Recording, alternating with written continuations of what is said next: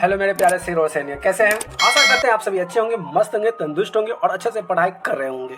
तो चलिए आज फ्रेंड्स, आज हम चैप्टर 3 का आने वाले धातु और अधातु। धातु किसे कहते हैं, अधातु किसे कहते हैं, ऑब्जेक्टिव क्वेश्चन है। ये पार्ट 2 मान के चलिए। क्या है ये आपको दिखा दे, ये पार्ट 2 है। क्या है ये पार्ट 2 मान के चलिए। पार्ट 2 इसलिए मान के चलिए कि इसमें आपको क्या है, इसको पार्ट 2 है। पार्ट 1 में आपको जितने भी नोट्स टाइप क्वेश्चन होते हैं, इंपॉर्टेंट क्वेश्चन होते हैं, सारांश टाइप, ये क्वेश्चन मैंने आपको बहुत ही आसान भाषा में, बहुत ही मस्त भाषा में आप करा चुके हैं। और इस टॉपिक में हम कराने वाले हैं धातु और अधातु, जो कि केमिस्ट्री का है। क्या है? केमिस्ट्री चैप्टर 3 का है। और ये सभी क्या है, एनसीईआरटी है। क्या है? एनसीईआरटी टॉपिक है। ठीक है, तो इस वीडियो में हम जो कराने वाले हैं, यहाँ से आपके 5-7 नंबर बनने ही वाले हैं, क्योंकि मैंने यहाँ से आपको 40 क्वेश्चन लेके आया हूँ, जो वीवीआई क्वेश्चन है। तो क्वेश्चन को फास्ट में करेंगे, गर्दा उड़ाएंगे, मारेंगे। और आप चैनल पे नए तो चैनल को सब्सक्राइब कीजिए, भाई को सपोर्ट कीजिए, वीडियो को लाइक कर दीजिए, शेयर कर दीजिए दबा के। ठीक है, तो चलिए पहला नंबर क्वेश्चन को देखते हैं, स्टार्ट करते हैं। और यहाँ से बनाते हैं, ये सभी क्या है, वस्तुनिष्ठ प्रश्न हैं। थोड़ा इसका चेंज कर लेते हैं, थीम्स लाल कर लेते हैं जी, अच्छा लगेगा ये। चलिए तो पहला क्वेश्चन आपके सामने ये रहा। पहला क्वेश्चन आपको बताते चलना है। ठीक है, निम्नलिखित में से कौन सा अधातु है? इसमें जो ऑप्शन दिया है, इसमें से कौन सा चीज अधातु है? कार्बन होगा, एल्युमिनियम होगा। कैसे? देखिए तो ये नीचे वाला जो तीनों है सब धातु है, कार्बन क्या है, अधातु है। तो ए इज द राइट आंसर हो जाएगा। चलिए क्वेश्चन नंबर दूसरा। क्वेश्चन नंबर दूसरा क्या करा है कि निम्न में से कौन सा उपधातु है? बताइए इसमें उपधातु कौन सा है? तो बात करें तो उपधातु जी क्या है, उपधातु है। तो सी इज द राइट आंसर हो जाएगा। क्वेश्चन नंबर तीसरा देखिए क्या कहता है। क्वेश्चन नंबर तीसरा कि कोई भी धातु ऑक्सीजन के सक्रिय संलयन और अभिक्रिया कर यह यौगिक जल विलयन का तय करता है। क्या कहलाता है? कैल्शियम, कार्बन, सिलिकॉन या इनमें से कोई नहीं। क्या होगा बताइए, क्या होगा? तो ये कहलाएगा कैल्शियम कहलाएगा। तो ये इधर राइट आंसर हो जाएगा। क्वेश्चन नंबर चौथा देखते हैं। क्वेश्चन नंबर चौथा क्या करा है कि खाद्य पदार्थ और डिब्बा पर जिंक का ज्यादा टीन का लेप होता है। टीन का लेप होता है क्यों होता है भाई? क्योंकि टीन की अपेक्षा जिंक अधिक अभिक्रियाशील होता है, इसलिए होता है। तो सीधा राइट आंसर हो जाएगा। क्वेश्चन नंबर 5 देख लीजिए, आपको दिखाई तो दिया होगा, यहाँ पे है 2 क्वेश्चन और यहाँ पे ऑप्शन में, यहाँ पे थोड़ा सा टाइपिंग में ना थोड़ा सा पेज मार्जिन थोड़ा सही से नहीं हो पाया है, तो इसके लिए भाई एडजस्ट कर लीजिएगा। आपके लिए मैं कोशिश करूंगा कि और बेहतर से बेहतर करूं। ठीक है, अब क्वेश्चन नंबर 5 पर है कि निम्नलिखित में से कौन सा विद्युत का सर्वोत्तम सुचालक है? कौन सा है सर्वोत्तम सुचालक भाई? बताइए कौन होगा? तो इस समय एलजी होगा। एजी का मतलब होता है एल्युमिनियम। चलिए आगे देखते हैं। Question number 6। क्वेश्चन नंबर 6 क्या करा है कि निम्न में से कौन सा उपधातु है? तो ए से बी क्या है, उपधातु है। अगला देखिए 7वां नंबर क्वेश्चन क्या कहता है कि पीतल एक क्या है? तो पीतल एक मिश्र धातु है। क्या है? मिश्र धातु। तो सीधा राइट आंसर हो जाएगा। चलिए क्वेश्चन नंबर 8 देखिए। क्वेश्चन नंबर 8 का रहा है कि निम्नलिखित में से कौन सा आयनिक यौगिक है? निम्नलिखित में से कौन सा एक आयनिक यौगिक है? CaCl2 आयनिक यौगिक है। तो सी इधर राइट आंसर हो जाएगा। चलिए क्वेश्चन नंबर, यहाँ सब क्वेश्चन आपको अच्छे से आएंगे। ठीक है, क्वेश्चन नंबर 9। क्वेश्चन नंबर 9 क्या करा है कि निम्न में से कौन सा पदार्थ, निम्न में से कौन सा पदार्थ ऑक्सीजन से संयोग नहीं करता है? कौन सा पदार्थ जो है ऑक्सीजन से संयोग नहीं करता है? तो ये हो जाएगा गोल्ड। गोल्ड मतलब सोना जो है ऑक्सीजन से संयोग नहीं करता। चलिए क्वेश्चन नंबर देखते हैं 10। क्वेश्चन नंबर 10 आपके सामने ये रहा कि शुद्ध सोना से व्यक्त किया जाता है, मतलब शुद्ध सोना कितने कैरेट का होता है? तो ये होता है 24 कैरेट का। तो बी इधर राइट आंसर हो जाएगा। चलिए थोड़ा सा आप चलिए से समझ आएगा क्वेश्चन नंबर 10। चलिए क्वेश्चन नंबर आप देखिए यहाँ से 11। क्वेश्चन नंबर 11 क्या कर रहा है, ध्यान समझना है। क्वेश्चन नंबर 11 का रहा है कि कौन सा धातु कमरे के ताप पर द्रव हो जाता है? तो ये होता है ब्रोमीन होता है। ये इधर राइट आंसर हो जाएगा। चलिए क्वेश्चन नंबर देख लीजिए 12। क्वेश्चन नंबर 12 है कि सीसा और टीन के मिश्र धातु को कहते हैं। सीसा और टीन का जो मिश्र धातु होता है उसे क्या कहा जाता है? तो इसे सोल्डर कहा जाता है, सोल्डर कहा जाता है। चलिए आगे देखिए क्वेश्चन नंबर 13। क्वेश्चन नंबर 13 क्या करा है कि निम्नलिखित में से किसे चाकू से काटा जा सकता है? निम्न में से किसे चाकू से काटा सकता है? जो ऑप्शन में नीचे दिया है इसमें से किसको हम चाकू से काट सकते? कॉपर को चाकू से काट सकते हैं? नहीं। लोहा को, आयरन को काट सकते हैं? कैल्शियम को नहीं काट सकते। लिथियम को हम चाकू से काट सकते हैं। तो ये इधर राइट आंसर हो जाएगा। चलिए क्वेश्चन नंबर देखते हैं 14। क्वेश्चन नंबर 14 क्या करा है कि से निम्नलिखित में से कौन सा अधिक अभिक्रियाशील है? इसमें जो ऑप्शन जो दिया हुआ है इसमें से कौन सा है जो सबसे ज्यादा अभिक्रिया है? Cu यानी कि कॉपर होता है, यानी कि Cu कॉपर। चलिए क्वेश्चन नंबर 15 देखिए। क्वेश्चन नंबर 15 क्या करा कि निम्नलिखित में से कौन सा अधातु है? इसमें जो ऑप्शन दिया हुआ है आपको बताना है इसमें कौन सा अधातु है, यानी कि सी यानी कि कार्बन क्या है, अधातु है। चलिए आगे देखिए क्वेश्चन नंबर 16। क्वेश्चन नंबर 16 क्या कहता है, कार्बन क्या है, कार्बन क्या है, धातु है, अधातु है, उपधातु है, इनमें से कोई नहीं, बताइए क्या होगा, कार्बन क्या है, तो कार्बन एक अधातु है, तो बी इधर राइट आंसर हो जाएगा। चलिए क्वेश्चन नंबर देखते हैं 17। क्वेश्चन नंबर 17 क्या कहता है कि सिलिका क्या है, सिलिका क्या है, सिलिका क्या है, तो सिलिका धातु है जी, नहीं, अधातु भी है नहीं, अधातु भी है नहीं, इनमें से कोई कुछ नहीं है, ऑप्शन नहीं दिया वो तरह का। चलिए आगे बढ़ते हैं, क्वेश्चन नंबर देखते हैं 18। क्वेश्चन नंबर 18 क्या कर रहा है कि सक्रिय श्रेणी को हाइड्रोजन के रूप ऊपर के धातु क्या कहलाता है, तो बताइए क्या कहलाता है, तो ये अम्ल के अभिक्रिया के हाइड्रोजन से बनता है, ये बी इधर राइट आंसर हो जाएगा। क्वेश्चन नंबर 19 देखिए, क्वेश्चन नंबर 19 क्या कर रहा है, उच्च द्वैत घनात्मक के कारण धातु के परमाणु बनते हैं, परमाणु बनते हैं, क्या बनते हैं, तो ये बनते हैं ध्यान बनते हैं, यानी कि ए इधर राइट आंसर हो जाएगा। चलिए क्वेश्चन नंबर 20 देख लीजिए क्या कहता है, क्वेश्चन 20 कर रहा है कि धातु के ऑक्साइड सामान्य होते हैं, तो धातु के जो ऑक्साइड जो होते हैं सामान्य होते हैं, कैसे सामान्य होते हैं, बताइए कमेंट जल्दी, क्या होते हैं, तो ये सामान्यतः क्षारीय होते हैं, क्या होते हैं, क्षारीय होते हैं, तो बी इधर राइट आंसर हो जाएगा। चलिए क्वेश्चन नंबर 21 देखते हैं, क्वेश्चन नंबर 21 क्या कर रहा है, ध्यान समझना है, अयस्क और चुंबकीय अशुद्धियों को दूर करने के लिए जो विद्युत की जाती है वो क्या कहलाती है, वो कहलाता है चुंबकीय पृथक्करण विधि कहलाता है, चुंबक की बात कर रहे थे, यहाँ पे चुंबक आ गया इसलिए चुंबकीय पृथक्करण इधर राइट आंसर हो जाएगा, डी इधर राइट आंसर। क्वेश्चन नंबर 21 देखिए, बहुत मजेदार क्वेश्चन और बहुत शानदार क्वेश्चन, सल्फर डाइऑक्साइड के संदर्भ में किया जाता है, संद्रण किया जाता है, क्या किया जाता है, तो ये किया जाता है फेन फ्लोवन के द्वारा किया जाता है, तो सीधा राइट आंसर हो जाएगा।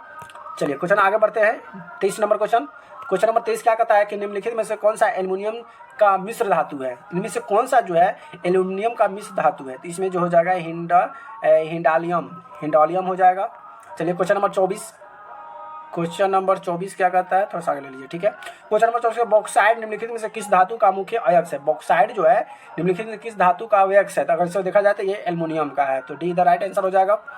चलिए क्वेश्चन नंबर देखते हैं 25, क्वेश्चन नंबर 25 क्या करा है, क्वेश्चन नंबर 25 करा है कि कॉपर का निष्कर्ष मुख्यतः किस अयस्क से किया जाता है, या कॉपर ग्लास से किया जाता है, कार्बन पैराडाइट से किया जाता है, क्यूपराइट से किया जाता है, या इनमें से कौन, जल्दी बताइए कमेंट में से आंसर क्या होगा भाई, जल्दी कमेंट फास्ट।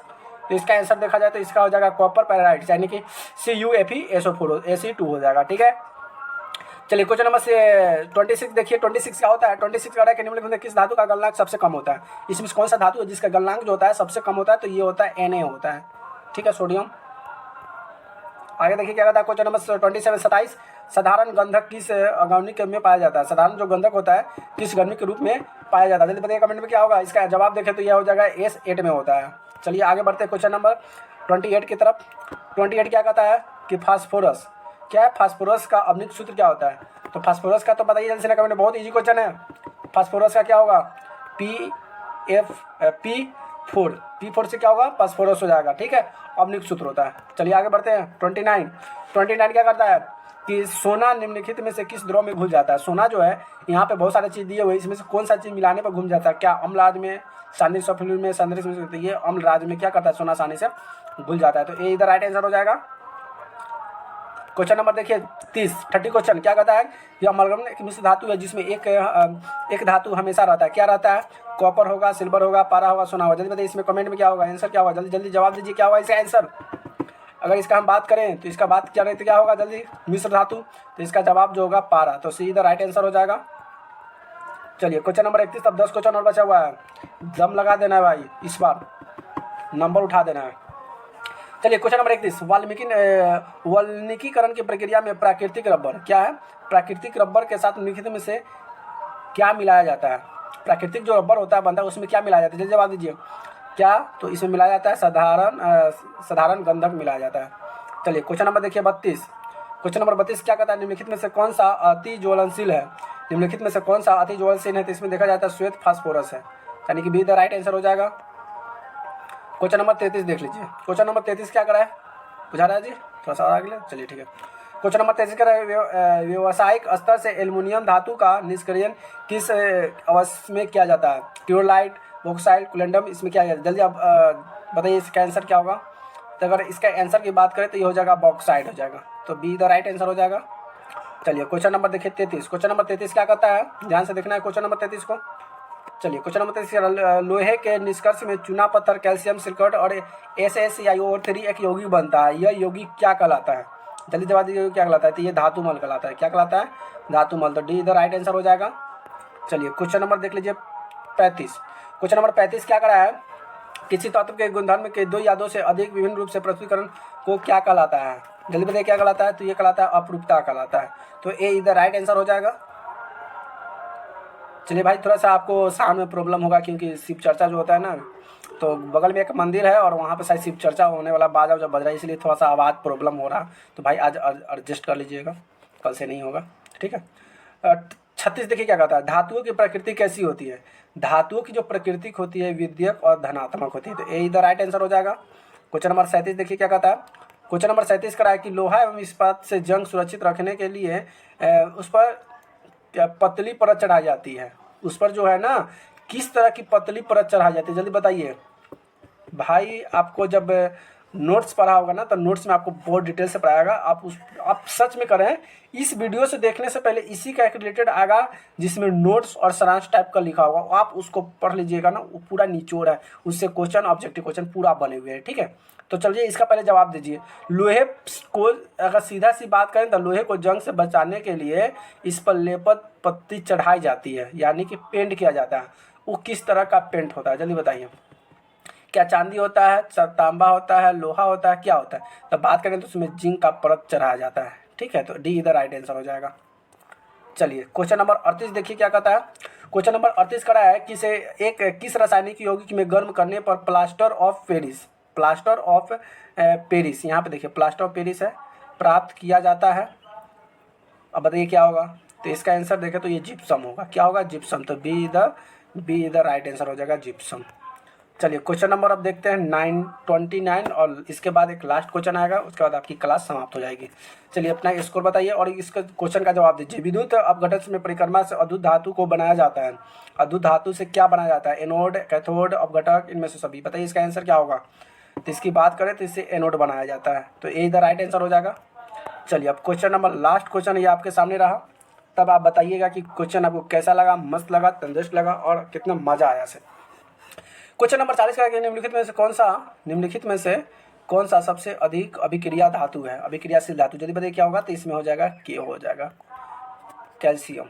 चलिए ये आज के लिए मेरे आपको 40 क्वेश्चन करवाया, यानी कि 40 क्वेश्चन, वो की बहुत ही इंपॉर्टेंट क्वेश्चन था, VBI क्वेश्चन था, जो एग्जाम में अक्सर यहाँ से क्वेश्चन पूछे जाते हैं। वीडियो देखने के लिए बहुत बहुत धन्यवाद। Thank you so much, love you.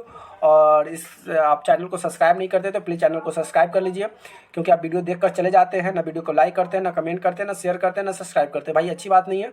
तो प्लीज़ आप वीडियो को पहले सब्सक्राइब कीजिए, बगल में बेल आइकन का घंटी होगा उसको दबा दीजिए, ताकि जितने भी नए वीडियो आप तक पहुँचता रहे। और वीडियो को अपने दोस्तों और फ्रेंडों के साथ ग्रुप में जहाँ भी चलाते हैं जुड़े हुए फेसबुक और सभी पर वहाँ पे वीडियो को शेयर कर दीजिए, ठीक है।